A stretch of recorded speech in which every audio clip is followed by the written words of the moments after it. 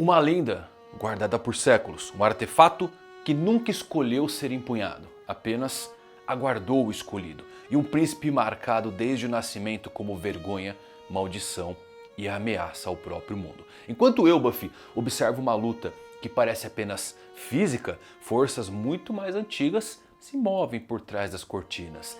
Deuses esquecidos, símbolos solares, criaturas do céu e das raízes do mundo, todas conectadas por um fio invisível que atravessa mitos, murais e avisos deixados para quem ousasse permanecer tempo demais na Ilha dos Gigantes. Nada aqui é simples. O poder que desperta não vem apenas de uma Akuma no Mi, mas de algo sagrado ou talvez profano e que atravessa gerações, culturas e até o próprio conceito da divindade. Entre silhuetas ocultas, paralelos mitológicos e escolhas narrativas milimetricamente calculadas por Eiichiro Oda, surge a dúvida que muda tudo.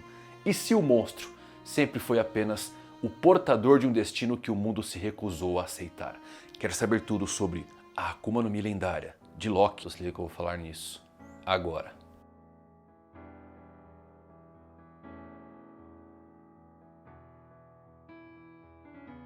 Fala galera, Evandro Fusari com mais um vídeo pra vocês, como é que vocês estão? Tão bem, né? Tão vendo, né? Que nós estamos, pô, final do ano, presentão desse, seria baita de um capítulo desse, meus amigos, e a fruta do Loki, e o Ragnir, é a alma do Zebek que tá ali dentro. O Zebek vai voltar, eu sei que vocês ficam, que negócio de morreu, vai voltar, 72 horas, junto do Gojo, grávido do Gojo. Vai voltar, cara, igual o York, é o meu novo York, 2026 agora é a volta do Rox, deixa o York de lado. Esse capítulo muito bom, possivelmente para encerrar o nosso ano aí, trazendo o desfecho de Aro de que, olha, fiz live, me emocionei, lendo de novo para fazer o review, eu me emocionei, ficou muito bom esse final. E a fruta do Loki é o que a gente esperava, já sabe qual que é aí? É Nidhogg, é o que? É uma águia, é o Fenrir, o que diabos é nessa... Eu sei o que é, eu vou falar pra você, mas tem que assistir o vídeo até o final, porque vai sair daqui fazendo 1 bilhão de teoria, que eu sei que você gosta. Já vai entrar o próximo ano aí, ó, com a cabeça explodindo. Se você é novo no canal, vai na maciota. Agora, se você é da pior geração teorista de plantão, é like no vídeo para dar uma força para esse vídeo. E antes, não confere aí nesse recadinho que tem para vocês da Alura. Galera, imagina uma escola de tecnologia que não só te ensina, mas que faz uma ponte certeira para você já começar a trabalhar. Pois é, deixa eu mostrar para vocês aqui a Talent Lab, área exclusiva da Alura, que conecta aprendizado e mercado por meio de vagas, mentorias, eventos e network, tudo com suporte para carreiras no Brasil e no exterior. A Talent Lab da Alura é um portal exclusivo com oportunidades de empresas parceiras que passaram pela curadoria do time da Alura. Você tem contato direto com recrutadores. O melhor de tudo é que, optando pelo plano Ultra Lab, você tem acesso a todos os benefícios da Alura que são exclusivos. Acesso a todos os cursos, certificado, mentoria, imersão e, claro, a Talent Lab. Então quer dar o primeiro passo na sua carreira? Clica no link fixado aqui no primeiro comentário da descrição que já tem um super desconto te esperando, exclusivo para você. Então vamos lá, meus amigos, tem uma história de capa aqui, mas é pedido de fã, não adiciona nada ao canon. Apesar de ter um número 10 ali, que alguns podem teorizar como sendo o 10º tripulante ou uma dica de Oda. Bom, isso já foi estabelecido lá no longínquo capítulo 13, que sim, o Luffy vai ter 10 tripulantes. Quem é o próximo? É o Loki? Vai encolher? O navio vai aumentar de tamanho? Talvez sim, talvez não. Na minha humilde opinião, 10º tripulante já está mais que confirmado como sendo a Vivi. Ela tem cor como os outros chapéus de palha, tem o seu número, e quem acompanha One Piece fora do mangá e do anime sabe que o Oda sempre numera, dá cor, comida favorita, e a Vivi já tem tudo isso. Então faz muito sentido ela retornar, até pela conexão com Lily, né? E o aviso que ela deixou no jornal. É legal que a capa não adiciona nada, mas eu tô aqui falando dela ainda. Isso é One Piece, meu amigo. O número vira aí um debate de horas. Nosso capítulo começa com Loki lutando aí com Ragnir. O Arod diz que ninguém jamais comeu a lendária Akuma no Mi de Elbaf, porque Ragnir a protegeu durante todo esse tempo. E olha só, acertamos, hein? O Oda, ele reescreveu a lenda do martelo Mjolnir para que Ragnir, na verdade, ache o escolhido não para levantá-lo, e sim para acessar a fruta lendária. Enquanto o Loki tá tomando uma piaba feia do martelo, o Gabão já começa a explicar umas coisas interessantes pra gente. Como se fere esses imortais. Basicamente, você tem que revestir os seus ataques com o Haki do Rei, o que causa dor e acaba retardando a recuperação deles. continue atacando repetidamente até que eles não consigam mais lutar. Olha só, aqui o Gaban está revelando para nós como impossibilitar eles momentaneamente, não como derrotar definitivamente, o que eu acho que existe um além, um nível a mais, porque a gente tem dois casos aqui muito interessantes de realmente derrota. Haki de Joy Boy, que obliterou os Gorosei e convenhamos, foi uma baita de uma cena, e Garp e Roger contra o Rox, que conseguiram quebrar o efeito demoníaco. O que o Gaban está trazendo para nós aqui é mais um placebão. Uma hora eles acabam retornando, como a gente já viu com todos os outros cavaleiros que foram cortados, mas conseguem se recuperar com o tempo. E o Scooper Gaban diz que sabe como lutar contra eles porque os Cavaleiros de Deus tentaram sequestrar o Shanks várias vezes, mas foram sempre derrotados pelos piratas Roger. Olha que coisa interessante, finalmente temos a explicação de como o Somers conhece o Gaban. Porque quando a gente saiu de God Valley, todo mundo ficou, pô, mas peraí, por que o Somers estava falando tanto do Gaban, ficou assustado quando viu ele, se eles nem se encontraram em God Valley? Agora, finalmente, a gente sabe. E o mais interessante é eles ativamente tentando pegar o Shanks, não é verdade? Fica uma questão ainda no ar, tá? Que é como os piratas Roger sabiam que o Shanks chamava Shanks. Tinha um RG no bolso, o que é? Veio com a dog tag escrito o nome. O Oda vai ter que explicar isso aí no SBS, com toda certeza. Mas é muito interessante também eles conseguirem localizar, né, o Shanks dentro dos piratas Roger. Agora sim, vamos lá, galera. Quanto mais falam sobre os Cavaleiros de Deus e os mostram, para mim, mais patéticos eles se tornam. Tudo bem que nos tempos atuais aqui, o Somers, a Gunko e o Kirin, eu acho que eles estão demonstrando um nível de poder muito interessante. Eles são fortes pra caramba, mas ao mesmo tempo, quando a gente volta em retrospecto o que aconteceu em God Valley e com os grandes figurões, eles não têm chance. O Gorosei eu já acho que é uma coisa à parte. O Gorosei eu já acho que dá aí pra colocar no lendário nível Yonkou careca. Agora, os Cavaleiros de Deus, o que o Rox fez com Garland ali em God Valley, não dá, tirou ele pra nada, né? Agora, pra mim, qual que é o maior problema dessa revelação aqui do Gaban? Era o meu temor, tá bom? Eu não gosto da ideia de ter que usar apenas Haki do Rei para conseguir imobilizar eles, derrotar, porque isso torna os Chapéus de Palha inúteis nessa luta, com exceção do Luffy, do Zoro e possivelmente o Sanji, que vai despertar Haki do Rei. Aliás, na famosa capa colorida em que ele aparece lendo um livro com grafia escrita errada, lembram dessa capa? Culinária em inglês se escreve cooking com 2 Os, e nessa capa colorida a gente tem COC King, e COC é a abreviação em inglês para Haki do Conquistador, Color of the Conqueror. Então o Oda deixou uma... ele não escreveria cooking errado, ele colocou ali COC King, né? Mas por que eu tô falando disso? Porque olha nessa capa ali quem que tá no ombrinho do Sanji. Pois é, meus amigos, a gente já vai chegar nele. Calma aí que a gente vai chegar nele. Mas o Oda é gênio, fala a verdade. Essas capas coloridas sempre adicionam muitas coisas, né? Voltando aqui à crítica. Então assim, ao menos que introduzam o conceito de revestir algo com Haki do Conquistador e isso permaneça, ou que o Oda confirme o uso de runas ou símbolos que funcionem contra os círculos demoníacos de Musama, talvez uma runa do sol, ou mesmo esse círculo de Haki de Joy Boy que mostrou somente no anime quando teve a explosão de Haki do Emmet. Eu acho que as coisas podem complicar bastante, tá bom? Porque assim, os Chapéus de Palha, qual que é a minha crítica aqui? Eles não têm Haki básico, e eu não quero dizer que eles precisam ter Haki do Rei, nem faz sentido isso. Haki básico, convenhamos galera, é uma tripulação Yonkou, no Novo Mundo você precisa disso, porque senão as lutas deles ficam muito água de salsicha, fica muito aquela coisa início de pós-time skip, até quando o Frank vai ficar disparando o mesmo laser. E o Chopper não tem um Haki, cara, o primeiro animal a despertar Haki, olha que coisa maravilhosa. A gente só tem isso como filler do Kung Fu do Gong. O Kung Fu do Gong usando Haki é filler. Então podia colocar um animal despertando Haki. Tomara que o Gaban treine eles, tá? E meu medo é isso. Somente o trio monstro vai conseguir basicamente lutar contra os Cavaleiros de Deus. O que deixa a tripulação muito de lado. Então a minha crítica acaba sendo essa. Tomara que realmente funcione essa coisa da Runa do Sol, né? Porque aí tornaria possível eles lutarem ao seu modo e conseguirem vencer essas buchas de canhão que são os Cavaleiros de Deus. Eu particularmente nunca gostei muito dessa muleta que é a regeneração, isso eu falo na parte de anime em geral, não tô falando só de One Piece, tá? Porque na maioria das vezes as pessoas que possuem esse poder são pateticamente fracas e só conseguem competir com alguém mais forte porque retornam com muita resistência. Então sem essa regeneração seriam apenas figurantes, né? Pouquíssimos casos de regeneração foram usados de uma forma bem positiva em retrospecto com outras séries que eu já vi. Espero que Oda trabalhe melhor isso, porque eu gostaria de ver a tripulação do Chapéu de Palha se sobressaindo contra alguns cavaleiros de Deus e não deixado de lado. Aí fica sem desenvolvimento. Vai ter um time skip, o Gabão vai treinar eles pelo menos nos requisitos básicos para se ficar numa tripulação Yonkou: observação e armamento. Aí sim. Eu quero ver o Sop usando... O Sop não usa. Como é que o cara é um atirador e não usa haki de observação?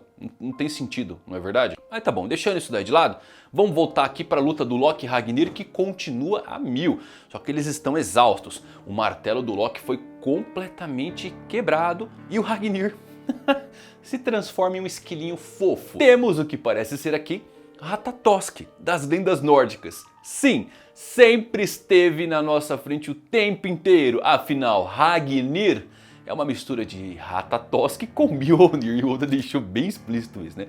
E assim, quando a gente pega na lenda aqui, galera, o Ratatosk, ele é um esquilo falante, tá bom? Lá da mitologia, que ele é famoso por correr por toda a árvore do mundo Yggdrasil, levando mensagens, geralmente insultos, entre a águia que fica lá no topo e o dragão Nidhogg que está nas suas raízes.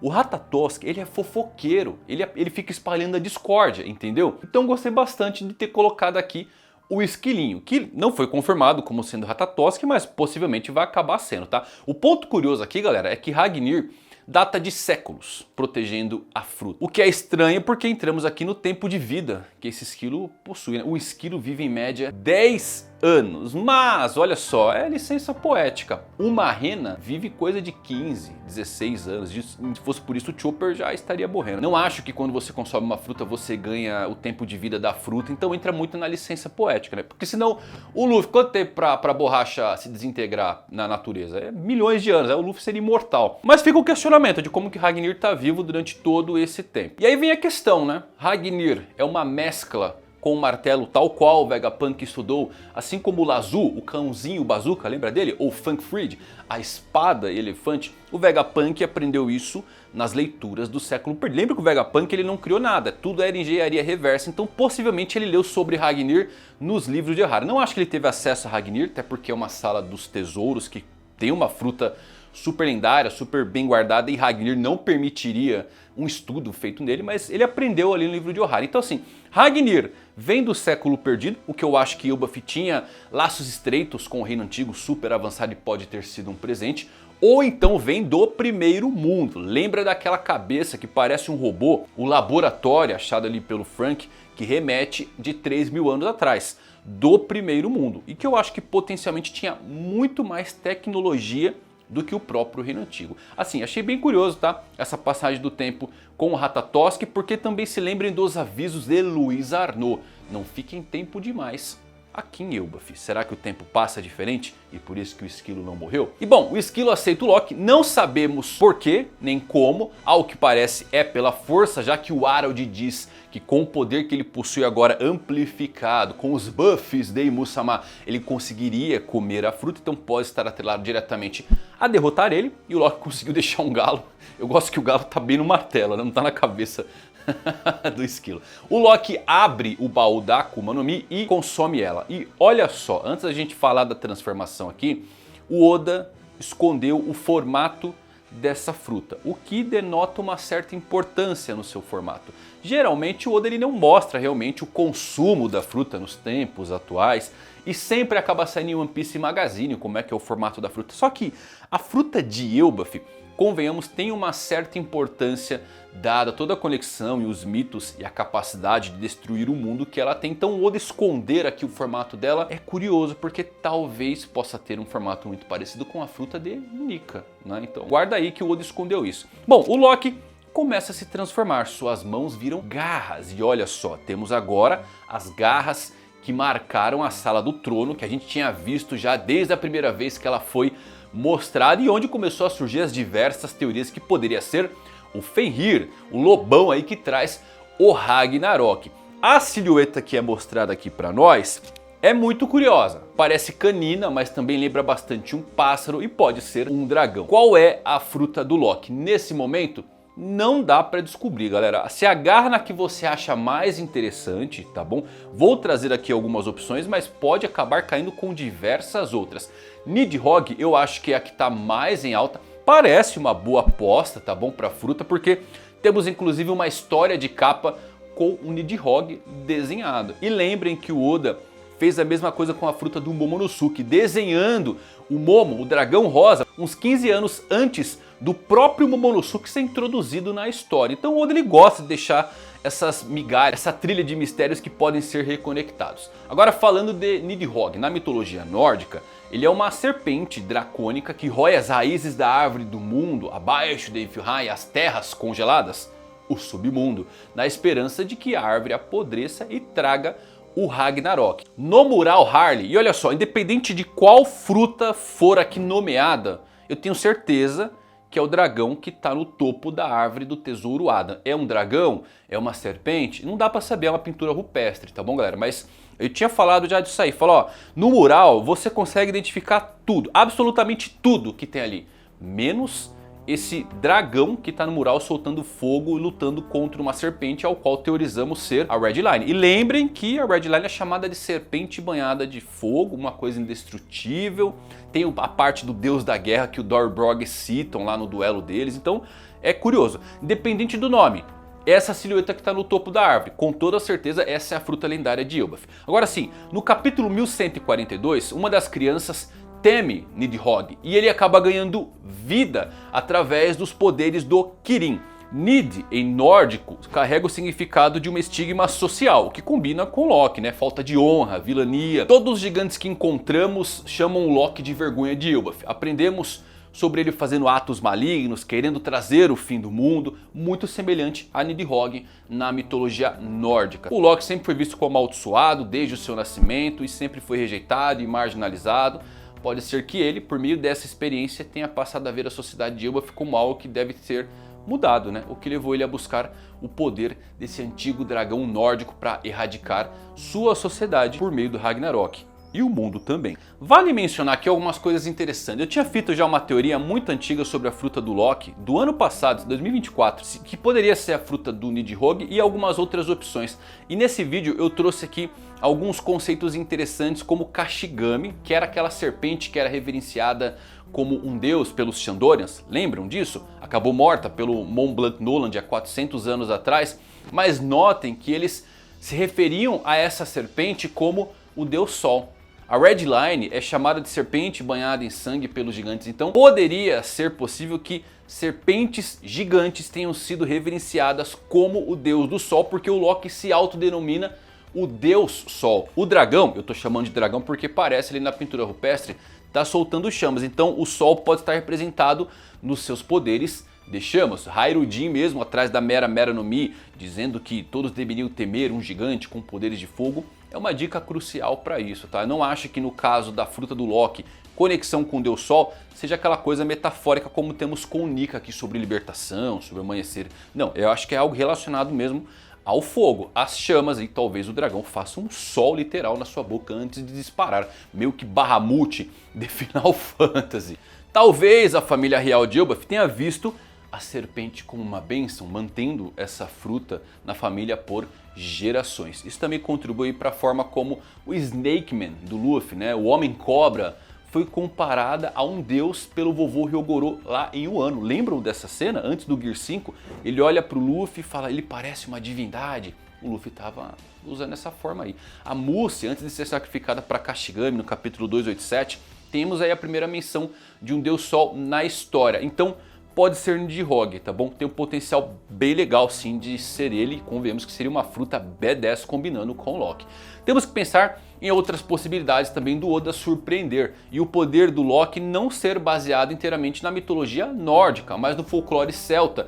Por quê? A gente tem uma dica muito importante da aparência da fruta do Loki, que é o Road, interpretando o Deus Sol, que presumimos ser o próprio Loki. E lá o Road usa uma roupa que lembra bastante o Cernunnos, que é uma divindade celta. A silhueta também lembra bastante Anubis, não é verdade? Da parte egípcia. Às vezes você olha, você vê um dragão, você vê uma ave, você vê um cachorrão, um cadelão. Então tá difícil descobrir. O Oda esconde. Não confie em silhueta, galera. Lembra das silhuetas do Gorosei quando o cobra foi morto. Dali a gente tirou 1 bilhão de teoria possível e no final a gente tinha um verme da areia lá. Então Isso é One Piece. Não confie em silhuetas. Kaido Capenga tá aí pra comprovar isso. Só que agora eu vou trazer também uma bem fora da caixa, que acaba sendo a minha favorita, tá bom? Porque traz mais esse aspecto de surpreender. Você que é macaco velho em One Piece, sabe que o Oda ele é bom em enganar, né? Yamato, quem lembra de Yamato? Foi um caso muito legal, porque qual era a Akuma no Mi mais teorizada pra Yamato na época? A do Byakuya, tigre branco. Por quê? Por conta da simbologia, tigre, o dragão. O Tiger Man não aconteceu, então ficou pra Yamato pegar a parte do tigre. Tudo era representado para esse momento, lembram? Mas fomos surpreendidos por Oda com um deus Okuchi no Makami que ninguém conhece. Nem os japoneses, é tão obscura que nem japonês conhece essa divindade. Esse é o Oda, ele gosta de surpreender. Outra coisa, Kaido por anos, né, tinha várias teorias legais sobre qual era a fruta dele. Teorias loucas. A mais famosa do Kaido antes da sua introdução era que ele tinha a fruta do Typhon, o Tifão, um gigante de 100 cabeças. Essa teoria vinha basicamente da alcunha do Kaido, Kaido das 100 feras. Então ficávamos tão fissurados na invencibilidade dele e na sua alcunha que não atentamos na dica mais simples do que era a sua fruta, a sua tatuagem, que é de um dragão. Pois é, tudo isso porque o Oda, como eu disse, ele é muito bom na arte do engodo, de tirar o foco. Mas, para sua surpresa, o Loki tem uma tatuagem também que lembra uma águia. Então se segura aí na cadeira porque é bem legal. Isso aqui é um passeio inclusive na mitologia nórdica, né? Na mitologia nórdica tinha algo chamado águia de sangue, que não era um animal, mas um método de execução. E só existem duas fontes que descrevem a execução da águia de sangue. E uma delas é de quem? A do filho do rei Harald, que curiosamente, meus amigos, também é o nome do pai do Loki aqui. Sim, existe um Harald na mitologia nórdica. A águia de sangue é descrita como um sacrifício a Odin, o que tornaria uma fruta com esse tema sagrado, né, para Elbaf. Então podemos ter um animal lendário que pode ser metade águia, metade leão, talvez até um grifo, uma espécie de quimera, até se conecta com Shanks e todas aquelas lendas que a gente tem sobre o protetor do tesouro. Mas para deixar tudo mais interessante, a fruta do Loki pode ser uma Tori Tori no Mi. Eu gosto disso, tá bom? Por quê? No longínquo capítulo 169 somos apresentados ao Pel, que tem a Tori Tori no Mi modelo Falcão. E de acordo com ele, é uma das 5 únicas conhecidas já descobertas. E aqui um adendo, muita gente confunde a fala do Pel de que só tem 5 frutas que voam. Na verdade, ele está se referindo a 5 modelos de Tori Tori no Mi. Curiosamente, só temos 3 modelos vistos até hoje. Tori Tori no Mi modelo Falcão, consumida pelo Pel. Tori Tori no Mi modelo Fênix, consumida por Marco. E a Tori Tori no Mi modelo Albatroz, do Morgan. A quarta, presumivelmente, a do Lafitte. Antes entrava o cara azul, que o Oda tirou e colocou a fruta da fuligem. Então sobra uma, que pode ser a fruta do Loki. E olha só, a fruta do Falcão do Pel, ela é super sagrada, porque é um dos 2 espíritos guardiões de Arabasta, junto com o Shaka, o Chacal. Ambos são baseados nas divindades egípcias, Horus e Anubis. E a silhueta do Loki não parece o Anubis aqui?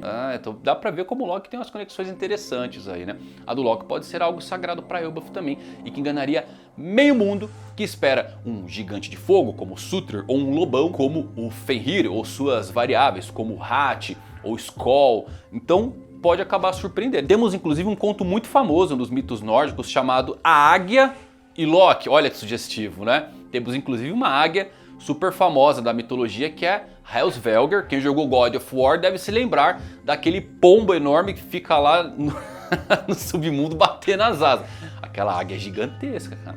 Só que olha que interessante, essa águia aí nos mitos, ela fica no topo dos galhos mais altos de Yggdrasil. É essa águia aí que o Ratatosk fica levando fofoca, né? Yggdrasil, árvore do mundo, é a fonte dos ventos. E Hellsvelgr, também conhecido como comedora de cadáveres, é um gigante com uma mítica que pode gerar os ventos, tempestades. E o que acontece quando o Loki tá meio triste? Começa a nevar. Então lembrem disso, tá? Leva aí, certamente essa fruta pode levar o mundo ao seu fim se tiver qualquer tipo de alteração de clima, tá bom, galera? Então aí, ó, no topo da Yggdrasil, a árvore do mundo, temos a águia Hellsvelgr e entre os seus olhos pousa inclusive um outro falcão chamado Velfingr, que significa pálido pela tempestade. Essa águia é a fonte dos ventos e as aves estão em constante conflito com Nidhogg, que está roendo as suas raízes com o esquilo Ratatosk, fofoqueiro, levando insultos entre eles e fomentando a briga.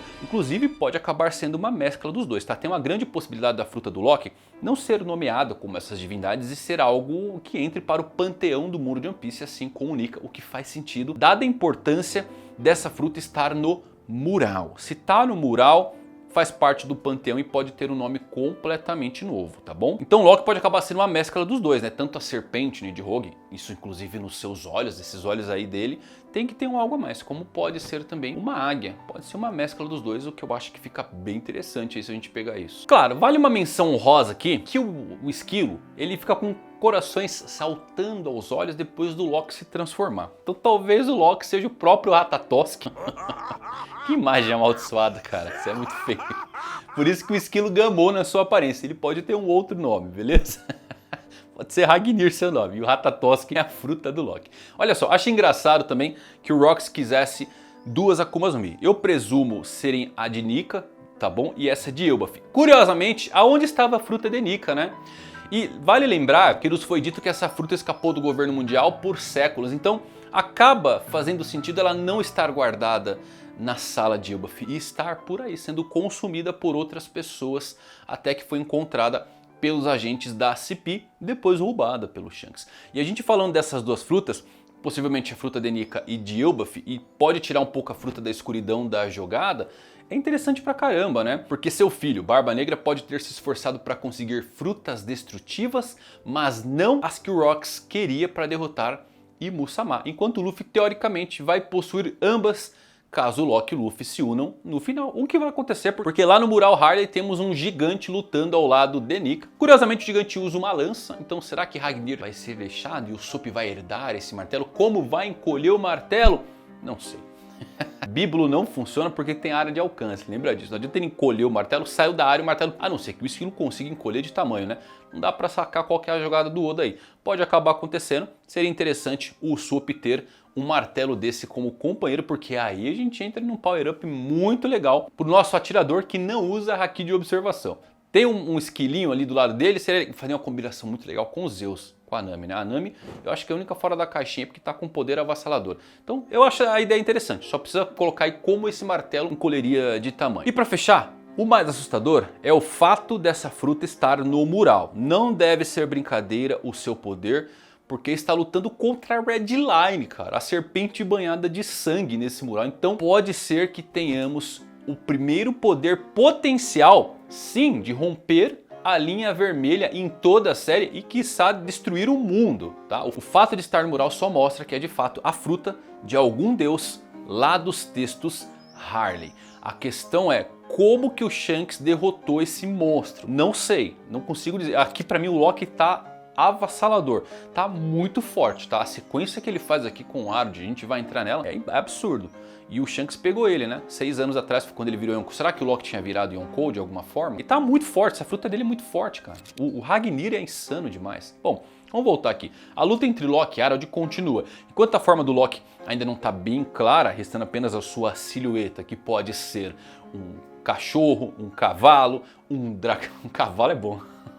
Pode ser também, por que não? Por que não pode ser um cavalo? Então temos ali um cadelão, um dragão, uma águia. O Arlong, ele tem um momento de sanidade quando um dos golpes banhados em haki atingem a marca do abismo e olha só, corta momentaneamente a conexão com os controles mentais de Imu-sama. E temos um diálogo carregado de peso e muita emoção. O Arlong diz que acredita em Loki para ele ser um bom rei, mas Loki está furioso com ele por ser obrigado a fazer o que está fazendo. Fazer o próprio filho matar o pai, isso é inaceitável. Mas o Arlong, ele tem ternura nos seus momentos finais, na sua fala, e agradece o Loki pelo que ele fez ao vingar a ida dos gigantes cervejeiros. E agradece os sentimentos genuínos do Loki. E então corta a fala dizendo para Loki o acertar porque o domínio de Imu estava voltando. Loki o xinga, nunca o perdoaria por ser forçado a fazer isso. E Arlong, com um sorriso no rosto, apenas diz: eu também te amo. Cara, que cena. Loki,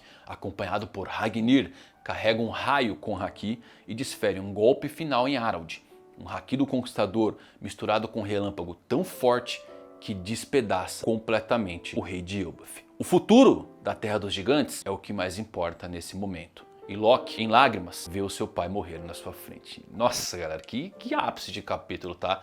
Simplesmente brilhante, emocionante, magistral. Aquele final de capítulo você fala, hoje é um bom dia para ser fã de One Piece, cara. O desfecho do Arlong não podia ser mais doloroso. Não é surpresa que assim que retornarmos ao presente, Hyruujin e os novos piratas gigantes guerreiros eventualmente percebam o quão errados estavam ao interpretarem mal o Loki por toda a sua história e por tudo que ele teve que passar. Talvez não haja ainda perdão entre o Hyruujin e o Loki, porque, querendo ou não, ele matou o Arlong, mas eu acho que aqui é o clique da mudança geral, tá? Independente do próprio Hyruujin questionar o seu valor, o Loki tem uma história pesada. Triste, né? E se o resto de Elbaf descobrisse por que o Loki matou seu pai e acabou adquirindo Ragnir e a Akuma no Mi lendária, seria o suficiente para convencer o povo e perdoá-lo? Lembre que ele foi amaldiçoado a vida inteira e aceitou esse fardo das coisas serem como são. Eu acho muito legal a história do Loki e é muito bom ver como Oda fez personagens tão simbólicos, carregados e bem escritos nesses curtos trechos. De Rocks a Harold a Loki. Isso aqui é uma aula de escrita, né? É insano, né? E assim, sabemos que o Loki passou a vida inteira se rendendo, ao invés de tentar provar aos cidadãos que não era o príncipe acusado que eles viam. E agora começa a sua jornada para mostrar não só a Elbaf, mas ao próprio mundo que o amaldiçoou desde sua nascença, que eles estavam errados. Ou talvez não. É, galera, pra que lado o Loki vai agora, hein? Eu ainda gosto daquela ideia dele se unir momentaneamente ao Barba Negra por conta do Rocks, o que colocaria ele em oposto ao Luffy, mas vai chegar um momento que o Luffy vai quebrar as correntes, vai ver aqueles belos olhos do Loki e vai falar, uau, eu quero olhos assim, e o Loki vai ficar emocionado, eles vão se abraçar junto. Da hora fanfic, né? Pode acontecer, eu acho interessante. A fruta do Loki, meus amigos, é muito forte, tá? É forte. Ainda mais que esse martelão dele aí, eu não coloco o Loki como comandante Yonkou. Pra mim, ele tá no nível de lutar, sim, contra um dos imperadores. Com todo esse... Cara, tava o Gaban e o Shanks aqui contra o Arlong. E eles não conseguiram parar. Então a gente tem que levar isso aqui em consideração. Gaban e Shanks. E o Shanks forte, já era forte pra Dedéu nessa época aí, né? Então é complicado. Eu acho que o Loki tá num nível superior. Cara, tem a fruta que pode destruir a Red Line, o mundo. Como é que para essa figura aí agora? Gigante, maligno ainda, olhos serpentinos, surreal. O final do Arlong quebrou meu coração. Realmente um baita de um capítulo. E é isso, espero que vocês tenham gostado desse vídeo. Se você gostou, deixa um like e me diz aqui, pelo amor de Deus, qual que é a fruta do Loki. Coloca nos comentários. Quem acertar a fruta do Loki vai ganhar um parabéns no próximo vídeo. É verdade. Deixa aí então qual que é. Até a próxima. Valeu por assistirem. Fui.